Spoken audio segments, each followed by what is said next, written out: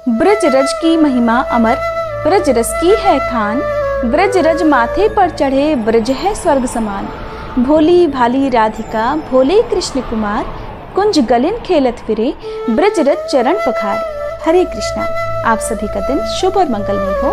इससे पहले का अध्याय सुनने के लिए, वीडियो को लाइक और कमेंट्स करने के लिए आप सभी का बहुत बहुत धन्यवाद। आज सुनिए कार्तिक मास महात्म्य में आगे का अध्याय। इससे पहले के अध्याय में आपने जाना था कि किस प्रकार देवर्षि नारद ने राजा पृथु को कार्तिक मास में पड़ने वाली चतुर्थी व्रत के महात्म्य का वर्णन किया था। अब एक दिन देवर्षि नारद ने श्री वेद व्यास जी से पूछा कि हे व्यास जी, ब्रह्मचारी, गृहस्थ, वानप्रस्थी और सन्यासी, इन चारों आश्रमों में गृहस्थ आश्रम को ही क्यों सर्वश्रेष्ठ माना गया है? इस बारे में जानने की मेरी प्रबल इच्छा है।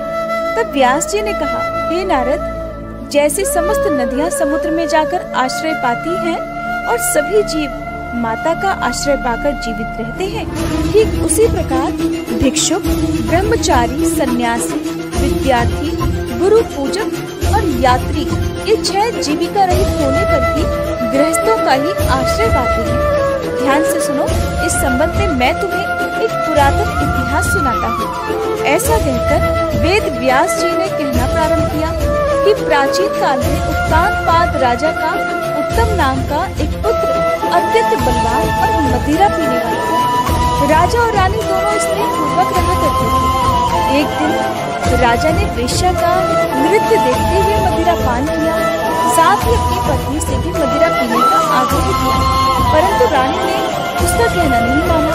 तब राजा ने क्रोधित होकर अपने सेवकों को निर्जन वन में रानी को छोड़ आने की आज्ञा दे डाली। अनुचरों ने राजा की आज्ञा का पालन किया।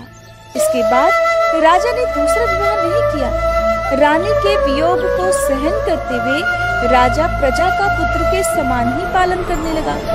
एक दिन एक ब्राह्मण ने राजा उत्तानपाद के समीप आकर निवेदन किया कि हे राजन, मेरी पत्नी का किसी ने अपहरण कर लिया है।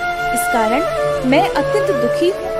आप मेरी पत्नी को तलाश करवाकर मुझे वापस दिलाने की व्यवस्था कीजिए। अब राजा ने तो अपनी पत्नी का खुद ही त्याग कर दिया था, तो राजा कहने लगा, हे महाराज, मुझे नहीं मालूम कि आपकी पत्नी को कौन, किधर और कहाँ ले गया है। इस स्थिति में उसे ढूंढकर मैं कहाँ से ला सकता हूँ? ये सुनकर फिर ब्राह्मण बोला, राजन, छठा भाग कर के रूप में प्राप्त करने के कारण आप तो प्रजा के रक्षक हैं। मेरी पत्नी अपने घर में सो रही थी, वहाँ से उसे कोई हरकर ले गया, इसलिए अब आपका कर्तव्य है कि आप उसे कहीं से भी ढूंढ कर लाएं। सुनकर राजा कहने लगा, हे विप्र, मैंने आपकी पत्नी को कभी नहीं देखा और ना ही मैं ये जानता हूँ कि वह कैसे रूप और रंग स्वभाव वाली है। अब आप ही बताइए कि मैं उसे कैसे खोज सकता हूँ? राजा की बात सुनकर ब्राह्मण कहने लगा, राजन, यद्यपि मेरी पत्नी कर्कश स्वभाव की, कठोर वचन बोलने वाली, काले रंग की और कुरूपा है, फिर भी मैं उसकी निंदा नहीं करता, क्योंकि वो तो मेरी पत्नी अर्थात अर्धांगिनी है। ये सुनकर राजा कहने लगा, जब तुम्हारी पत्नी ऐसी कुरूपा और क्रूर स्वभाव की है, तब तुम उसे प्राप्त करके क्या करोगे? उसके स्थान पर तो मैं तुम्हें अत्यंत सुंदर, शील स्वभाव की अन्य स्त्री दे सकता हूँ। राजा की ये बात सुनकर ब्राह्मण ने कहा, राजन, मेरी पत्नी मेरे धर्म कर्म की अर्धांगिनी है, इसलिए उसकी रक्षा करना तो मेरा परम धर्म है। जो पुरुष अपनी पत्नी की सुरक्षा नहीं करता, उसके वर्ण संकर संतान उत्पन्न होती है, उसके पितर नरकवासी होते हैं। वेश्यागामी पुरुष का कल्याण कभी नहीं हो सकता। ब्राह्मण के ऐसे वचन सुनकर राजा अपने शस्त्रास्त्र लेकर और रथ पर सवार होकर उस स्त्री को खोजने चल दिया। कुछ दूर जाकर राजा ने एक आश्रम देखा, जिसमें एक महान तपस्वी कुशा के आसन पर विराजमान थे। राजा को आश्रम में आया हुआ देखकर भी ऋषि ने उसका कोई आदर नहीं किया। ऋषि कहने लगे, मैं जानता हूँ कि तुम राजा उत्तानपाद के पुत्र हो, मगर यहाँ किस कारण आए हो? तो राजा कहने लगा, हे मुने, एक ब्राह्मण के घर से कोई उसकी स्त्री को हरकर ले गया है और मैं उसी की खोज में इधर आया हूँ, मगर ना तो आपने मुझे अर्घ दिया और ना ही किसी प्रकार का आदर सत्कार किया। इसका क्या कारण है मुनिवर? ऋषि ने कहा, हे राजन, तुम अर्घ के योग्य होते हुए भी इस समय उसके पात्र नहीं हो, क्योंकि तुमने अपनी निरपराध स्त्री का वन में त्याग किया है। अगर पत्नी का ये धर्म है कि वह तन मन से पति की सेवा करे, सदा उसकी आज्ञाकारी बनी रहे, तो वहीं पति का भी ये धर्म है कि वह अपनी पत्नी का यथोचित सम्मान करे, उसकी सुरक्षा करे। जिस घर में स्त्रियों का मान होता है वहां पर साक्षात देवी देवताओं का वास होता है, और इसके विपरीत जिस घर में स्त्रियों का निरादर होता है वहां सुख शांति कभी रह ही नहीं सकती। इतना सुनकर राजा अत्यंत लज्जित होकर पश्चाताप करते हुए पूछने लगा, हे भगवान, आप तो भूत भविष्य और वर्तमान तीनों कालों के जानने वाले हैं, इसलिए कृपा करके बताइए कि ब्राह्मण की पत्नी को हरकर कौन, क्यों और कहाँ ले गया है। तब ऋषि ने ध्यान धरकर कहा, राजन, अदिति का पुत्र वलाक नामक राक्षस उस ब्रह्माणी को हरकर उत्पलावर्त वन में ले गया है। तुम उसे ढूंढकर ब्राह्मण का संयोग कराओ। ये सुनकर राजा मुनि को प्रणाम करके अपने रथ पर सवार होकर उत्पलावर्त वन में जा पहुंचा। वहां जाकर राजा ने देखा कि एक स्त्री बिल्व पत्र खा रही है। ब्राह्मण ने जैसा जैसा बताया था ठीक वैसा ही रंग रूप देखकर राजा ने उस स्त्री को तुरंत पहचान लिया और सोचा कि यही हो न हो ब्राह्मण की पत्नी है। राजा ने उस स्त्री से कहा, हे कल्याणी, तुम कौन हो और इस वन में क्यों आई हो? तब वह ब्राह्मणी बोली, मैं अतिरात्र की पुत्री और विलासपुत्र की पत्नी हूँ। मैं तो अपने घर में सो रही थी महाराज कि वलाक नामक एक राक्षस मुझे अपहरण करके यहाँ ले आया है। यहाँ लाने के बाद उसने ना तो मुझे कभी किसी प्रकार का कोई कष्ट दिया और ना ही मेरा सतीत्व नष्ट करने का प्रयास किया है। इतना होने पर भी अपने पति के वियोग के कारण मैं अत्यंत दुखी हूँ। राजा ने पूछा, हे ब्रह्माणी, तो बताओ वह राक्षस इस समय कहाँ गया हुआ है? ब्रह्माणी ने बताया कि राजन, वह इस वन के अमुक स्थान पर गया है। जब राजा ब्रह्माणी द्वारा बताए गए स्थान पर पहुंचा तो राक्षस देखते ही राजा के चरणों में गिरकर बोला, राजन, बताइए मेरे लिए क्या आज्ञा है? राजा कहने लगा, अरे निशाचर, तू ब्राह्मणी को हरकर क्यों लाया है? अगर तू इसके साथ विवाह ही करना चाहता है तो ये तो अत्यंत कुरूपा है, और अगर तेरी इसे खाने की इच्छा है तो वैसा कह। तब वह राक्षस कहने लगा, राजन, मेरे घर में अनेक रूपवती अप्सराएं हैं। उनके अलावा मैंने कभी किसी अन्य स्त्री से भोग की इच्छा नहीं की और ना ही मैं मांस भक्षण करता हूँ। मैं तो इस समय अपने पूर्व जन्म के पापों का प्रायश्चित कर रहा हूँ। इस ब्राह्मणी का पति राक्षसों को मारने का मंत्र जानता है। जब हम यज्ञ का अन्न ग्रहण करने के लिए जाते हैं तो वह हमको भगा देता है, क्योंकि यज्ञों का आचार्य वही बनता था। इसी कारण उस ब्राह्मण को दुख देने के लिए ही मैं उसकी पत्नी को हर कर ले आया हूँ। शास्त्रों के नियमानुसार स्त्री के बिना पुरुष को धार्मिक कर्म करने का अधिकार नहीं है, इसलिए अब वह यज्ञों में आचार्य नहीं बनता। राक्षस के ये वचन सुनकर अब राजा ने मन में विचार किया कि यह भी तो परोक्ष रूप से मेरी ही निंदा कर रहा है।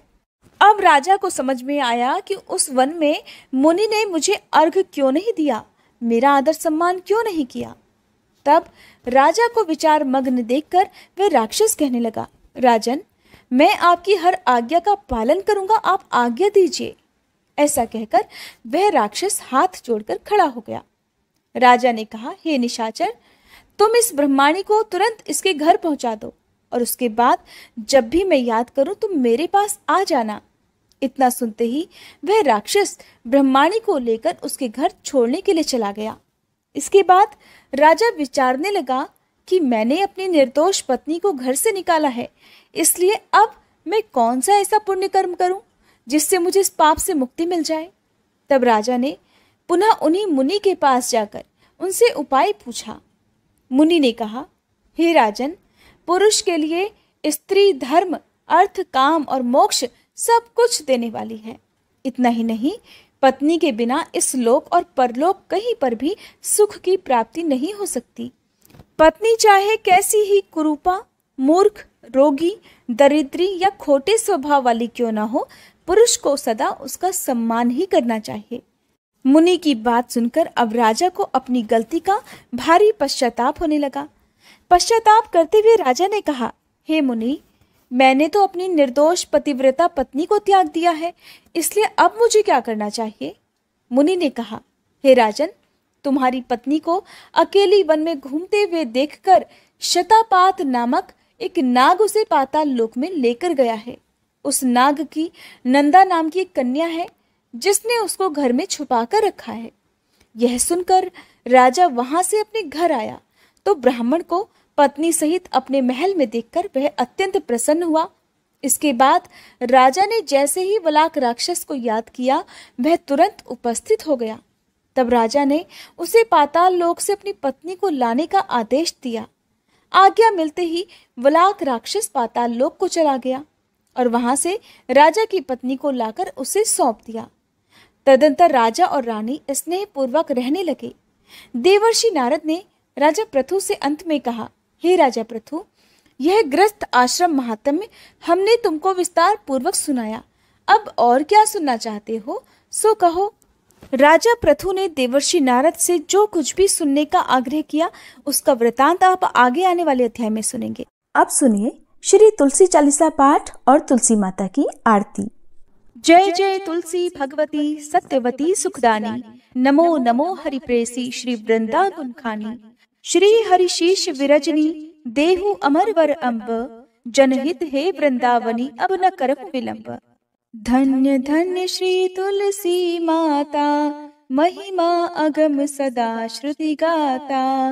हरि के प्राणहु से तुम प्यारी, हरहि हेतु कीन्हो तप भारी। जब प्रसन्न है दर्शन दीन हो, तब कर जोरी विनय उस कीन्हो। हे भगवंत कंत मम होहु, दीन जानि जानि छाड़हु छोहु। सुनि लक्ष्मी तुलसी की बानी, दीन हो श्राप कंठ पर आनी। उस अयोग्य वर मांगन हारी, हो बिटप तुम जड़ तनुधारी। सुनि तुलसी ही श्रव्यो तेहि ठामा, करहु वास तुहु नीचन धामा। दियो वचन हरि तब तत्काला, सुनहु सुमुखी जानी होहु बिहाला।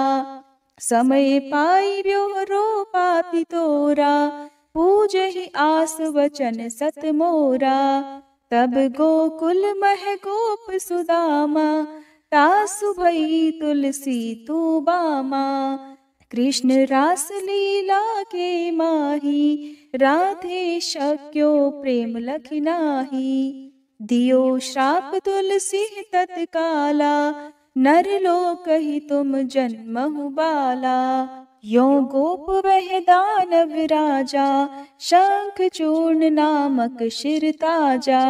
तुलसी भई दासु की नारी, परम सती गुण रूप अगारी। अस द्वै कल्प बीति जब गयहु, कल्प तृतीय जन्म तब भयहु।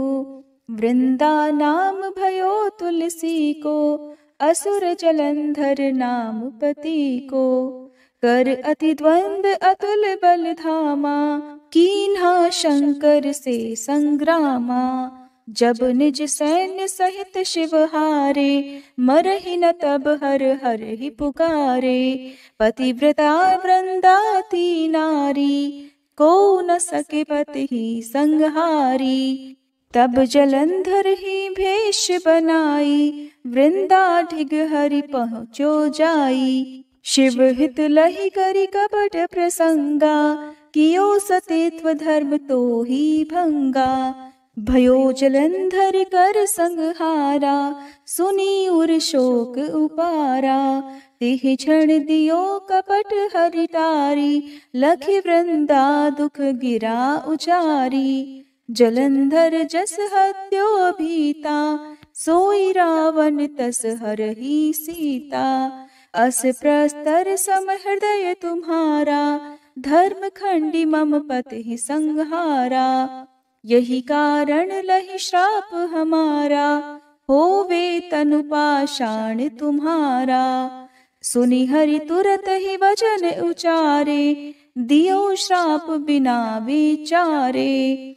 लख्यो ना निज कर दूत पति को, छलन चाहियो जब पार्वती को। जड़ मति तुह अस हो जड़ रूपा, जग में तुलसी बिटप अनूपा। धग्व रूप हम शाली ग्रामा, नदी गंडकी बीच ललामा। जो तुलसी दल हम ही चढ़ई है, सब सुख भोग परम पद पई है।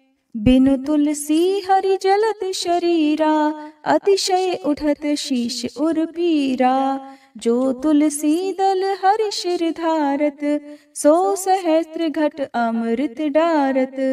तुलसी हरि मन रंजनिहारी, रोग दोष दुख भंजनिहारी। प्रेम सहित हरि भजन निरंतर, तुलसी राधा में नाही अंतर। व्यंजन हो 56 प्रकारा, बिन तुलसी दल ना हरहि प्यारा। सकल तीर्थ तुलसी तर छाही, लहत मुक्ति जन संशय नाही। कवि सुंदर इक हरि गुण गावत, तुलसी निकट सहस गुण पावत। बसत निकट दुर्वासा धामा, जो प्रयास ते पूर्व ललामा। पाठ करहि जो नित नर नारी, होहि सुख भाषहि त्रिपुरारी। तुलसी चालीसा पढ़ी तुलसी तरु गृहधारी, दीप दान करी पुत्र फल पावहि बंध्यहु नारी। सकल दुख दरिद्र हरिहार वै परम प्रसन्न, आशीय धन जन लड़ही कर बसहि पूर्णा अत्र। लाही अभिमत फल जगत, मह लाही पूर्ण सब काम। जेहि दल अर्पहि तुलसी, तह सहस बसहि हरि राम। तुलसी महिमा नाम लख, तुलसी सूत सुख राम।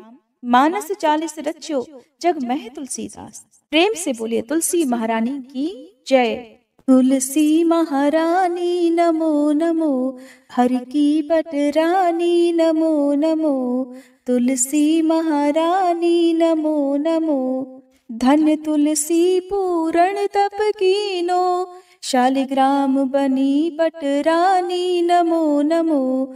तुलसी महारानी नमो नमो, हरि की पटरानी नमो नमो। जाके पत्र मंजरी कोमल, श्रीपति कमल चरण लपटानी नमो नमो। तुलसी महारानी नमो नमो, हरि की पटरानी नमो नमो। कौन महीने बोई रानी तुलसा, कौन महीने हुई हरियाली नमो नमो। तुलसी महारानी नमो नमो, हरि की पटरानी नमो नमो। कौन महीने हुई तेरी पूजा, कौन महीने हुई पटरानी नमो नमो। तुलसी महारानी नमो नमो। आषाढ़ मास में बोई रानी तुलसा, सावन महीने हुई हरियाली नमो नमो। तुलसी महारानी नमो नमो, हरि की पटरानी नमो नमो। कार्तिक मास में हुई तेरी पूजा, मंगसिर मास हुई पटरानी नमो नमो। तुलसी महारानी नमो नमो, हरि की पटरानी नमो नमो। धूप दीप नैवेद्य आरती, पुष्पन की वर्षा बरसानी नमो नमो। तुलसी महारानी नमो नमो, हरि की पटरानी नमो नमो। 56 भोग 3600 व्यंजन, बिन तुलसी हरि एक न मानी नमो नमो। तुलसी महारानी नमो नमो, हरि की पटरानी नमो नमो। जो तुलसी को सवेरे गाए, श्री कृष्ण के दर्शन पाए नमो नमो। तुलसी महारानी नमो नमो, हरि की पटरानी नमो नमो। जो तुलसी को दोपहर गाए, खीर खांड का भोग लगाए नमो नमो। तुलसी महारानी नमो नमो, हरि की पटरानी नमो नमो। जो तुलसी को सांझ को गाए, श्री कृष्ण की आरती उतारे नमो नमो। तुलसी महारानी नमो नमो। हर की पटरानी नमो नमो। जो तुलसी को रात को गाए श्री कृष्ण के चरण दबाए नमो नमो। तुलसी महारानी नमो नमो। हर की पटरानी नमो नमो। सब सखी मैया तेरो यश गावे भक्ति दान दी जय महारानी नमो नमो। तुलसी महारानी नमो नमो। हर की पटरानी नमो नमो। तुलसी महारानी नमो नमो। हर की पटरानी नमो नमो। उम्मीद है आज की ये वीडियो आपको पसंद आई होगी। अगर अच्छी लगी हो तो वीडियो को लाइक करके हो सके तो शेयर भी जरूर कीजिएगा।